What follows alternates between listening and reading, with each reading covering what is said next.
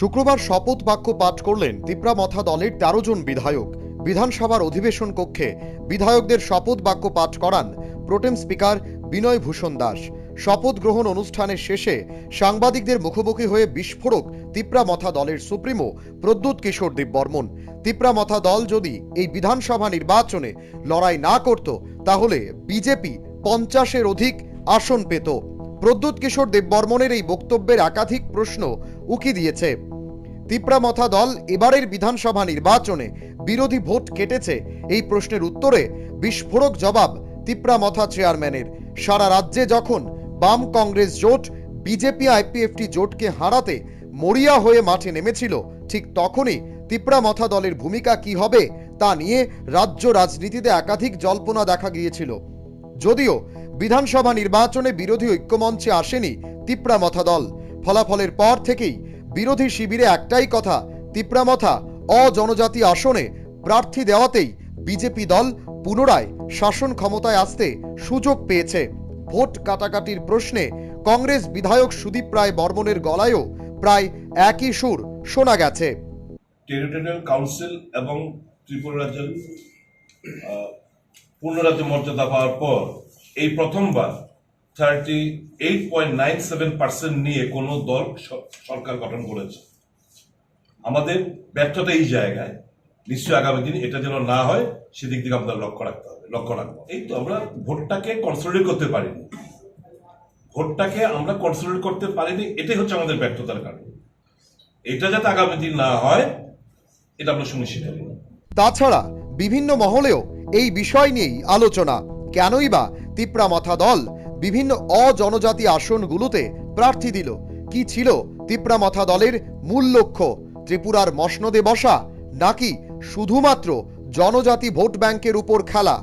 তাও প্রশ্ন উঠছে নানা মহলে। কারণ তিপ্রামথা দল এটা নিশ্চয়ই জানতো তাদের ভোট ব্যাংকে বাঙালি ভোট যাবে না, কারণ তাদের মূল দাবি ছিল গ্রেটার ত্রিপুরাল্যান্ড। সুতরাং বাঙালি ভোট না পেলে বিভিন্ন জেনারেল ক্যাটাগরির আসনগুলোতে জয়লাভও স্বপ্ন স্বরূপ বলেই অভিমত রাজনৈতিক মহলের। তাহলে কেনই বা মথা সুপ্রিমো অজনজাতি আসন যেমন মোহনপুর, মজলিশপুর, কমলাসাগর, ধনপুর, বক্সনগর, প্রমোদনগর, চণ্ডীপুর, পানিসাগর ইত্যাদি 22টি অজনজাতি আসনে মথা নিজেদের প্রার্থী দেয়, আর তাই বিরোধী বাম কংগ্রেস জোটের জন্য কাল হয়ে দাঁড়ায় বলে গুঞ্জন চলছে। যদিও এই বিষয় মানতে নারাজ প্রদ্যুৎ কিশোর দেববর্মন নিজেই।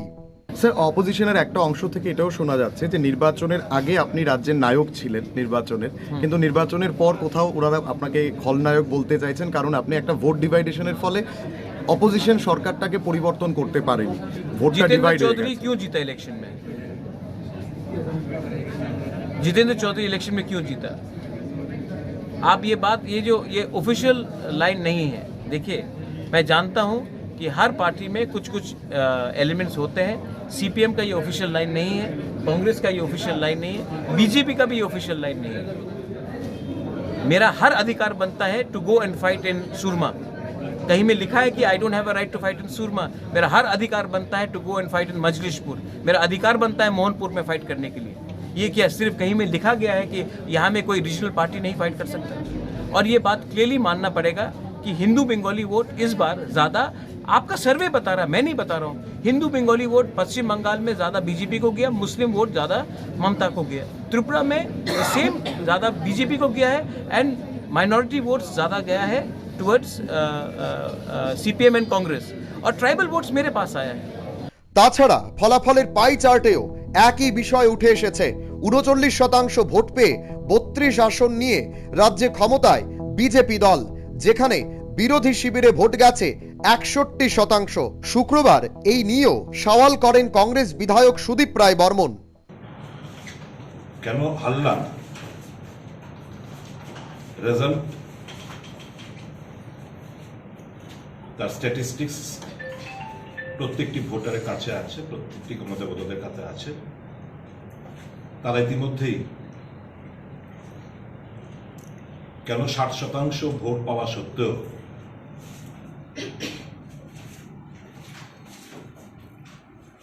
ক্ষমতার অদল বদল হলো না, স্ট্যাটিস্টিক্স এবং রেজাল্টই বলে দিচ্ছে। ত্রিপুরা ইতিহাসে টেরিটোরিয়াল কাউন্সিল পুনরাজ্যর মর্যাদা পাওয়ার পর যতগুলো নির্বাচন হয়েছে 38.97% নিয়ে কোনো দল সরকার গঠন করেনি। এই প্রথমবার কোনো একটি রাজনৈতিক দল 38.97% নিয়ে সরকার গঠন করেছে।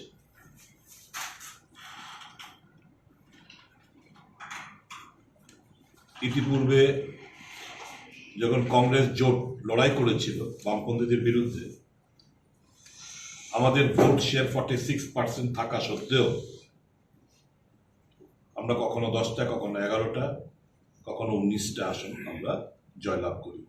ফলাফলের বিশ্লেষণে উঠে এসেছে মোট 19টি এমন বিধানসভা কেন্দ্র রয়েছে যেখানে বামগ্রেস প্রার্থী থেকে বিজেপি প্রার্থীর জয়ের ব্যবধান তিপ্রামথার প্রাপ্ত ভোট থেকে অনেক কম, বলা চলে 5,000-এর তফাৎ। চলুন এক নজরে দেখে নেওয়া যাক গ্রাফিক্স।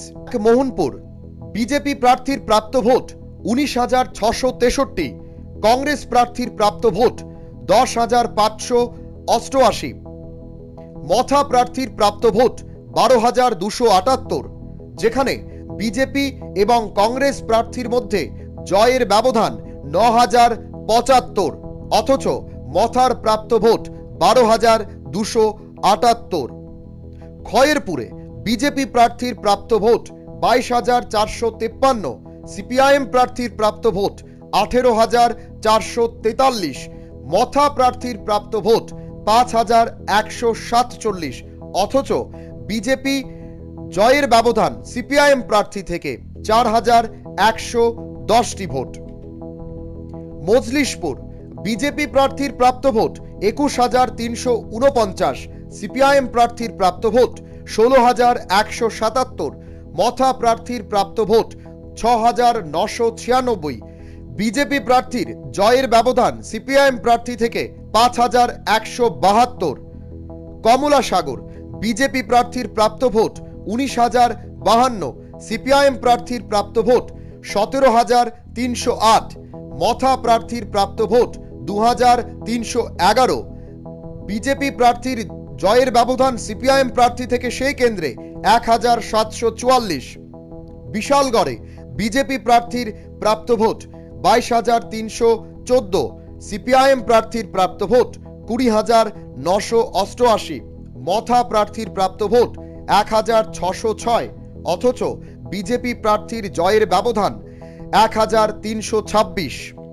ধনপুর বিজেপি প্রার্থী প্রতিমা ভৌমিকের প্রাপ্ত ভোট 19,148, সিপিআইএম প্রার্থীর প্রাপ্ত ভোট 15,648, মথা প্রার্থীর প্রাপ্ত ভোট 8,671, অথচ বিজেপি প্রার্থীর জয়ের ব্যবধান 3,500।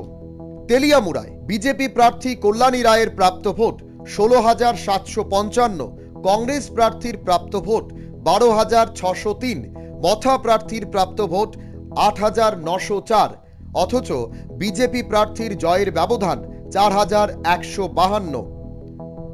শালগড়া কাকরাবনে বিজেপি প্রার্থীর প্রাপ্ত ভোট 23,625, সিপিআইএম প্রার্থীর প্রাপ্ত ভোট 18,574, মথা প্রার্থীর প্রাপ্ত ভোট 5,896, বিজেপি প্রার্থীর জয়ের ব্যবধান সিপিআইএম প্রার্থী থেকে 5,051।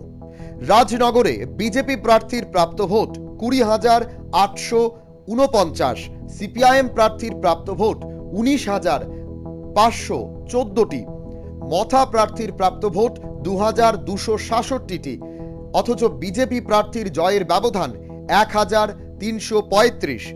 38 জোলাইবাড়ি আইপিএফটি প্রার্থীর প্রাপ্ত ভোট 17,621, সিপিআইএম প্রার্থীর প্রাপ্ত ভোট 17,246, মথা প্রার্থীর প্রাপ্ত ভোট 8,833, অথচ সেই কেন্দ্রে আইপিএফটি প্রার্থীর জয়ের ব্যবধান সিপিআইএম প্রার্থী থেকে মাত্র 375।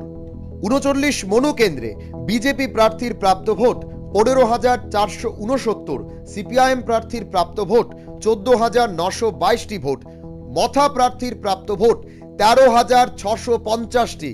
অথচ সেই কেন্দ্রে বিজেপি প্রার্থীর জয়ের ব্যবধান সিপিআইএম প্রার্থী থেকে মাত্র 547। 42 অমরপুর বিজেপি প্রার্থীর প্রাপ্ত ভোট 17,989, সিপিআইএম প্রার্থীর প্রাপ্ত ভোট 13,395, মথা প্রার্থীর প্রাপ্ত ভোট 8,116টি, বিজেপি প্রার্থীর জয়ের ব্যবধান 4,594। কমলপুরে বিজেপি প্রার্থীর প্রাপ্ত ভোট 18,287, কংগ্রেস প্রার্থীর প্রাপ্ত ভোট 13,027টি, মথা প্রার্থীর প্রাপ্ত ভোট 7,534টি, বিজেপি প্রার্থীর কংগ্রেস প্রার্থী থেকে জয়ের ব্যবধান 5,260টি। সুরমা কেন্দ্রে বিজেপি প্রার্থীর প্রাপ্ত ভোট 17,313, সিপিআইএম প্রার্থীর প্রাপ্ত ভোট 12,475, মথা প্রার্থীর প্রাপ্ত ভোট 11,466, বিজেপি প্রার্থীর জয়ের ব্যবধান নিকটতম প্রার্থী সিপিআইএম থেকে 4,838টি। 50 পাবিয়াছড়ায় বিজেপি প্রার্থীর প্রাপ্ত ভোট 19,542, কংগ্রেস প্রার্থীর প্রাপ্ত ভোট 19,134, মথা প্রার্থীর প্রাপ্ত ভোট 4,331। অথচ সেই কেন্দ্রে বিজেপি প্রার্থীর কংগ্রেস প্রার্থী থেকে জয়ের ব্যবধান মাত্র 408টি ভোটের।